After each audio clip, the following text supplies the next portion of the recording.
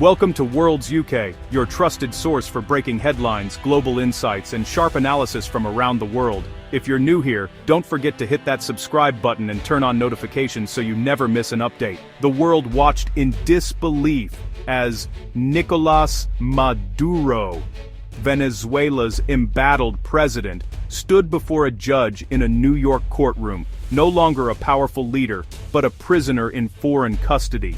The image was surreal. A man who once ruled with an iron fist, now reduced to a defendant in a place far from home. For many, it was a moment that seemed impossible just a few years earlier. This moment, in January 2026, sent shockwaves across continents, from the streets of Moscow to the bustling avenues of Tehran. News of Maduro's arrest and trial dominated headlines, sparking intense debate and anxiety in capitals around the world. Russia, once the self-proclaimed protector of anti-Western regimes and a key backer of Maduro, had failed to intervene. The Kremlin's silence was deafening, and its officials appeared somber, unable to offer explanations.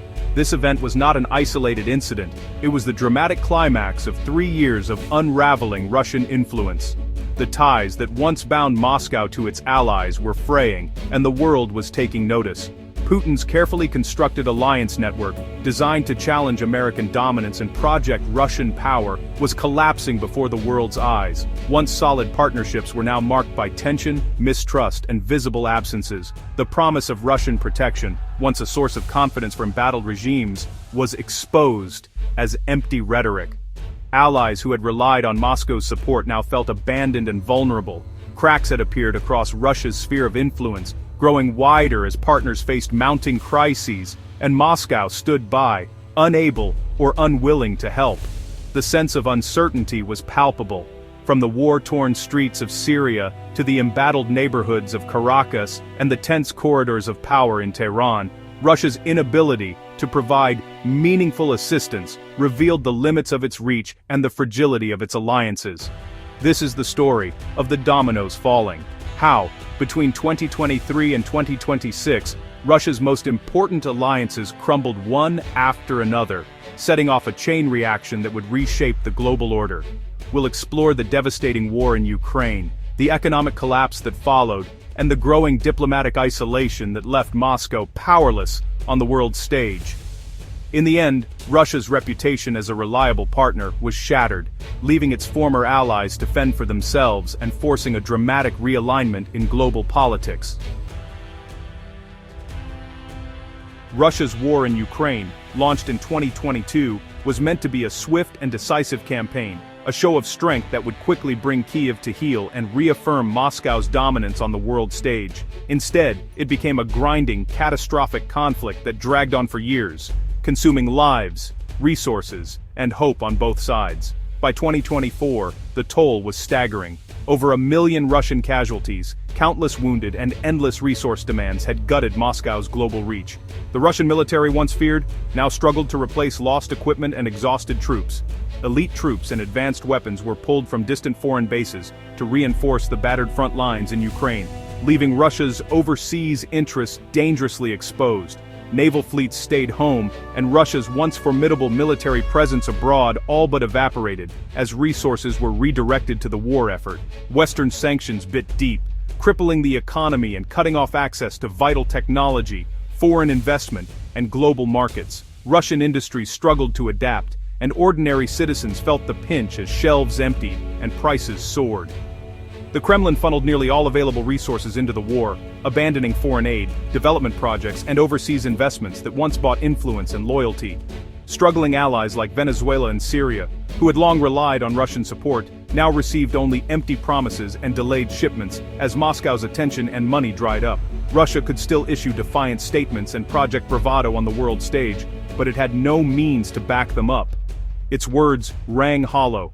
When desperate allies called for help, Moscow was silent, unable to offer even basic assistance. The war in Ukraine had left Russia unable to support anyone, even itself.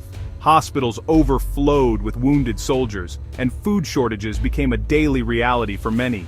Its great power image was now just talk, a faded memory, as the nation struggled to recover from the war's devastating cost.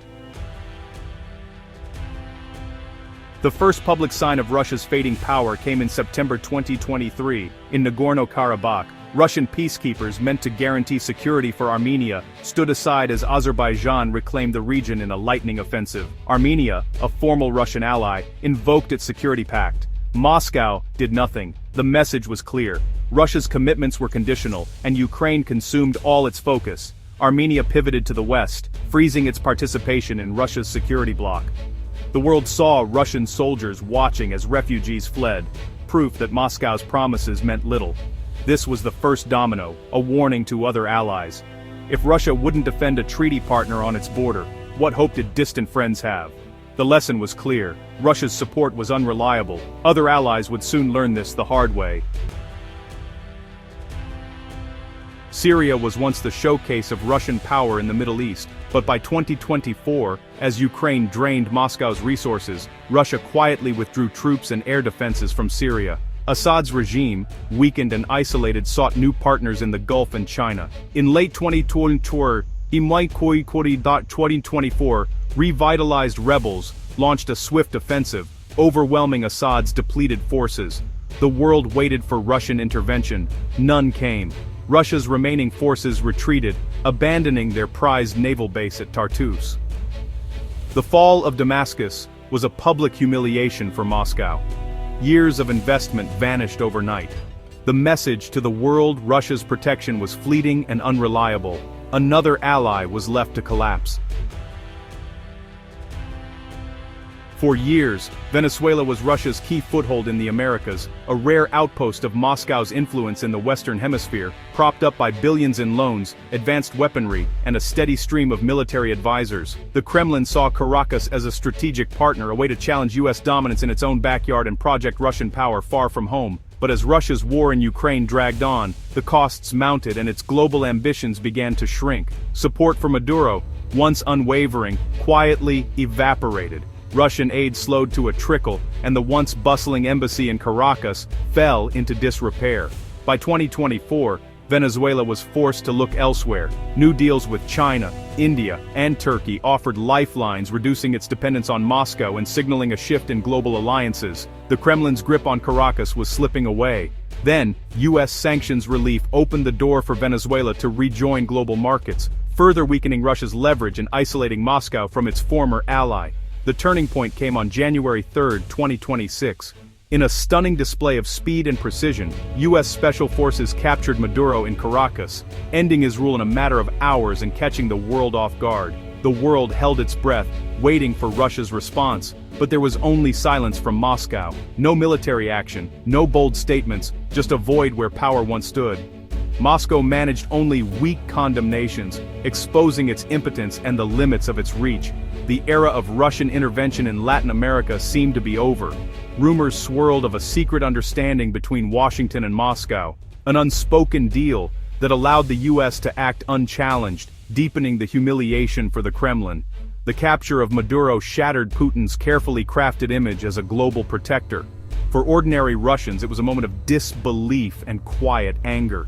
The U.S. had acted decisively right in what was once considered Russia's sphere of influence, sending a message that the old rules no longer applied.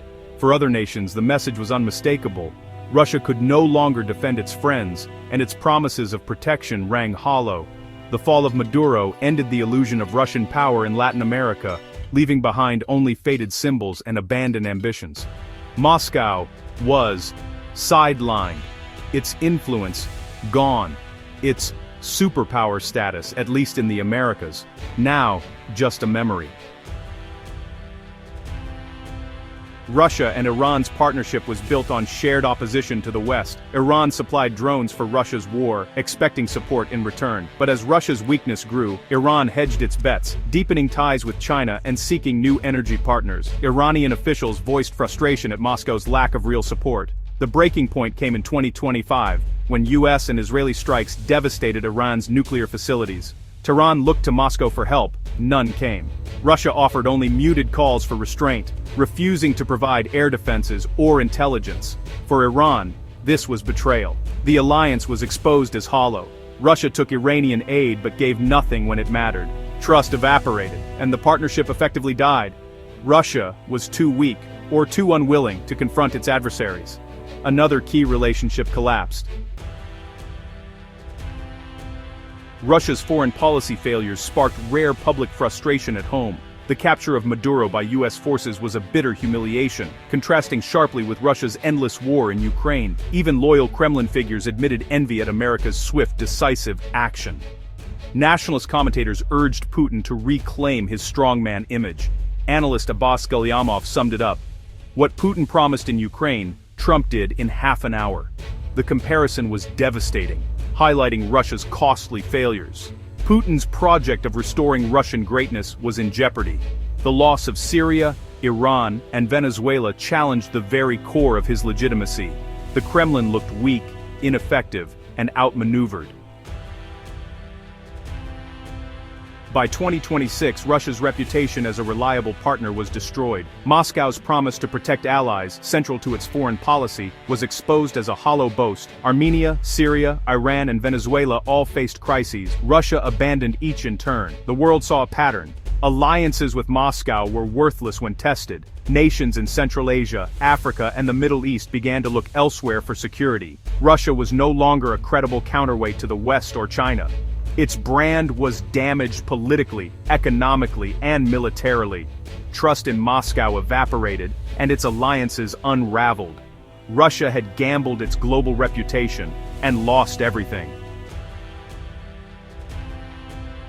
The years 2023 to 2026 marked Russia's collapse as a global power. Losing Syria, Iran, and Venezuela was not bad luck. It was the result of overreach and a disastrous war in Ukraine. The vision of a Russian-led multipolar world vanished. Russia's military was depleted, its economy fragile, and its influence shrank to its borders. The US reasserted global power. China rose as an alternative. Russia's alliances were gone, its reputation in ruins. The world's map of influence was redrawn, with Moscow on the outside looking in. The story of Russia's lost allies is a cautionary tale of strategic overreach and decline.